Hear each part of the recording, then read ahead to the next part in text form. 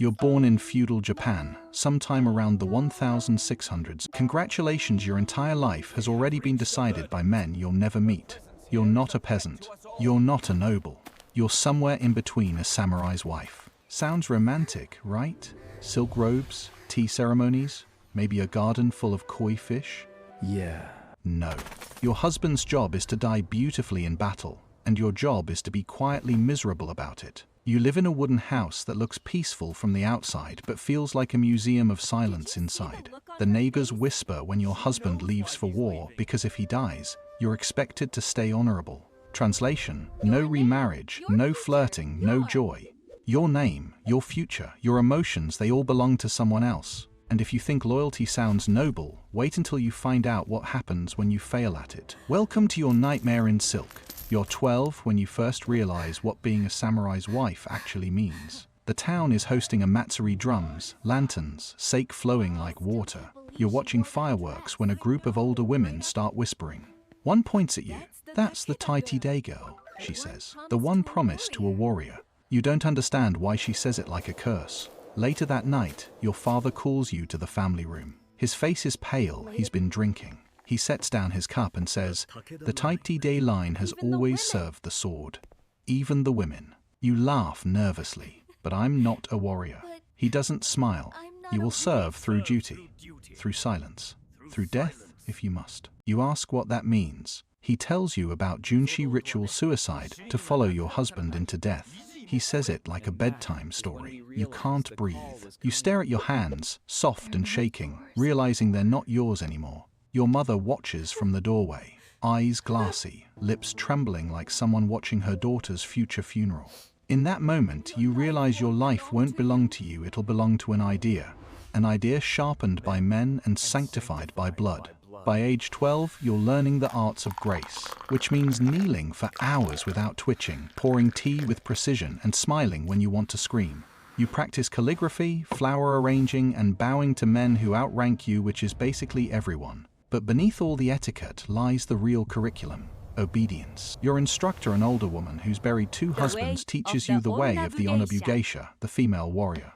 Not to fight wars, but to die properly if captured. You're taught how to use a dagger called a kaiken. The lesson isn't defense, it's seppuku. Better to bleed with honor than live with shame, she says. At 14, you're shown how to kneel with dignity, fold your robes correctly, and hold the blade at your belly. You practice with a wooden knife, but your hands still tremble.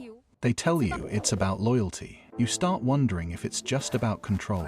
The other girls whisper about their fiancés, brave, stoic warriors who've never once spoken to them. You pretend to be excited too.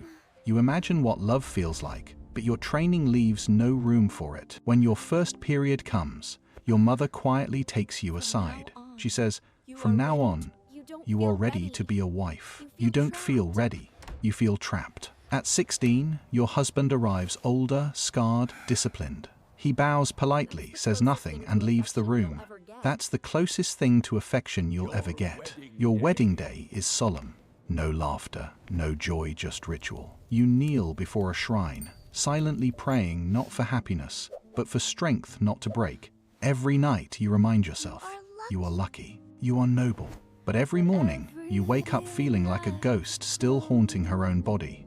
Marriage begins like a contract and ends like a war. Your husband wakes before dawn, trains with his katana, and leaves for campaigns you're not allowed to ask about. You spend your days managing the household servants, meals, ledgers, prayers, and your nights staring at an empty futon. When he returns, he smells of iron and smoke. You wash the blood from his armor, never asking whose it was. He doesn't tell you anyway. You're expected to serve him tea, massage his shoulders, and act like you don't see the 1,000-yard stare in his eyes. He's polite but distant, loyal but absent. You're less a wife, more a caretaker for trauma in silk robes. The other samurai wives envy and pity each other in equal measure. One woman's husband dies in battle, she disappears the next week.